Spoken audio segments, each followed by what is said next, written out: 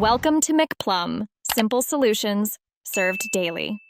In this video, I will explain how to use CAD buttons. First, navigate to the plus icon in the Editor and select button to add a new element. Once added, you can immediately begin configuring its core properties.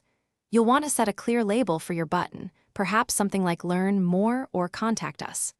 Then, decide on its primary action, whether it's linking to an external website or initiating an email. CAD buttons offer diverse actions to engage your visitors. You can link them to any external website by pasting a URL or direct users to a specific section within your CAD site. Beyond simple links, buttons can trigger an email client, dial a phone number, or even send an SMS message. A popular feature is the Scroll to Element action, which provides a smooth, animated jump to another part of your single-page site. Making your buttons visually appealing is crucial for user engagement. CAD provides extensive styling options.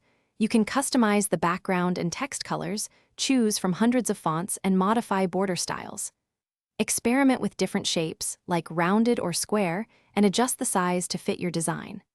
Adding an icon, perhaps a small arrow or an envelope, can further clarify the button's purpose and make it more inviting. To maximize the effectiveness of your CAD buttons, follow a few best practices. Always use clear, action-oriented text for your labels, such as Download Now or Get Started. Make sure your buttons contrast well with the background so they are easily noticeable. Avoid overwhelming visitors with too many primary calls to action. Focus on one or two key objectives per section. Thoughtful placement and design will significantly improve user interaction. Thanks for watching. Stay juicy and subscribe.